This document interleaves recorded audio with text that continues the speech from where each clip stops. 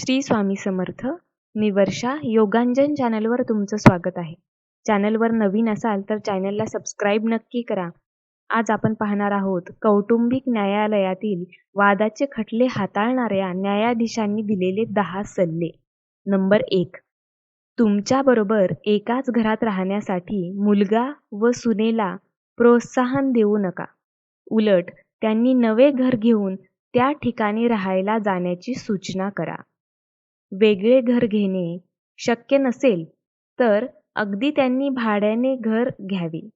वेगळे घर शोधणे ही त्यांची जबाबदारी आहे, तुमची नाही. मुलाचे कुटुंब व तुमच्यामध्ये जितके अंतर असेल तितके तुमचे नाते चांगले राहील. नंबर 2. तुमच्या मुलाची पत्नी ही त्याची पत्नी आहे हे लक्षात घेऊन तिच्याशी वागा. ती तुमची मुलगी किंवा मैत्रिणीच्या नात्याने तिच्याशी वागायला जाऊ नका. तुमचा मुलगा नेहमीच तुमच्यासाठी लहान असतो, पण सुनेचे तसे नसते. मुलावर रागवता म्हणून सुनेवर रागवाल तर ती कायम लक्षात ठेवते. खऱ्या आयुष्यात फक्त तिची आईच तिला रागावू शकते किंवा तिच्या चुका सुधारू शकते. नंबर 3. तुमच्या मुलाच्या पत्नीच्या सवयी वागणे ही तुमची समस्या नाही, ती तुमच्या मुलाची समस्या आहे. ती तुमची समस्या नाही, कारण आता ती सज्ञान आहे. नंबर 4. अगदी तुम्ही एकत्र राहत असाल तरी प्रत्येकाच्या जबाबदाऱ्या सुस्पष्टपणे सांगा. जसं की त्यांचे कपडे धुणे किंवा त्यांच्यासाठी स्वयंपाक करणे, मुले सांभाळणे इत्यादी. अशी कामे करू नका. अगदीच सुनेने विनंती केली आणि ते काम करण्याची तुमची शारीरिक, मानसिक क्षमता असेल तरच ते काम करा. त्या कामाच्या बदल्यात त्यांच्याकडून कुठलीही अपेक्षा ठेवू नका. सगळ्यात महत्त्वाचे म्हणजे मुलाच्या कौटुंबिक समस्यांची तुम्ही काळजी करू नका. त्यांच्या समस्या ते सोडवतील. नंबर 5. जेव्हा तुमचा मुलगा आणि सुनेदरम्यान वाद भांडणे चालू असतील तेव्हा आपल्याला काहीच दिसत नसल्याची व ऐकू येत नसल्याची भूमिका घ्या. पती पत्नीच्या नात्यामध्ये पालकांनी भाग घेऊ नये असे तरुण दाम्पत्याला वाटणे स्वाभाविक असते. नंबर 6. तुमची नातवंडे ही पूर्णपणे मुलगा आणि त्याच्या पत्नीची असतात. त्याचे संगोपन कसे करायचे हा सर्वस्वी त्यांचा प्रश्न आहे. त्याचे श्रेय किंवा अपश्रेय त्यांच्याकडेच जाईल. नंबर 7. तुमच्या मुलाच्या पत्नीने तुमची सेवा केली पाहिजे व आदर बाळगला पाहिजे असा नियम नाही. ते तुमच्या मुलाचे कर्तव्य आहे. तुम्ही तुमच्या मुलाचे व्यक्तिमत्व घडवणे आवश्यक असते, जेणेकरून त्याच्या पत्नीबरोबरील नाते अधिक चांगले राहील.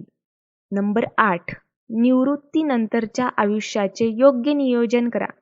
निवृत्तीनंतर मुले सांभाळतील या भरवशावर राहू नका. तुम्ही तुमच्या आयुष्यातील मोठा प्रवास पूर्ण केलेला आहे आणि पुढच्या प्रवासात आणखी नव्या गोष्टी शिकायच्या आहेत हे लक्षात ठेवा. नंबर 9. निवृत्तीनंतरची वर्षे आनंदात घालवणे हे तुमच्या हिताचे असते. जे काही कमावले आहे, साठवून ठेवले आहे, त्याचा वापर मृत्यूपूर्वी करणे सगळ्यात चांगले. आपली संपत्ती आपल्यासाठी शून्य होईल असे होऊ देऊ नका. नंबर 10. नातवंडे ही तुमच्या कुटुंबाचा घटक नसतात. ती त्यांच्या आईवडिलांसाठी अनमोल देणगी असते. हे केवळ तुमच्यासाठी नाही तर हे 10 सल्ले तुमचे मित्र, पालक, नातेवाईकांनाही वाचायला द्या, ऐकायला द्या. कौटुंबिक समुपदेशन प्रत्येक आईवडिलांना मार्गदर्शन सूत्रे जज लोकांनी मांडले आहेत. वास्तव ज्यांनी जनतेपुढे मांडले आहे व ते अगदी सत्य आहे. प्रत्येक कुटुंबाला जगताना कसे वागायचे याचे सुंदर मार्गदर्शन विशद केले. आजकाल मुलांना, सुनांना त्यांचे स्वातंत्र्य हवं असतं आणि आईवडील नको असतात. कारण जोपर्यंत पैसा त्यांच्याकडून अपेक्षित असतो तोपर्यंत गोडवा असतो. आई वडील जेव्हा परिस्थितीने हतबल होतात, असह्य होतात, तेव्हा मुलांना नकोसे वाटतात. कारण त्यांची सेवा करणे त्यांना स्पेशली सुनांना जड वाटते. पण हेच तिच्या आईवडिलांना त्रास झाला तर तिच्या डोळ्यात पाणी येते व लगेच त्यांना स्वतःकडे आणायची तयारी. हा दुजाभाव नसावा. आई वडील, सासू सासरे हे सारखेच असतात. फरक फक्त दृष्टिकोन कसा यावर अवलंबून असतो. जीवनाच्या नौकेत प्रत्येक व्यक्तीला हा प्रसंग कधीतरी येणारच आहे. म्हणून आहे तोपर्यंत भरभरून जगावे. आपण आपल्यासाठी जगायला शिकायला पाहिजे. हे जीवन नश्वर आहे.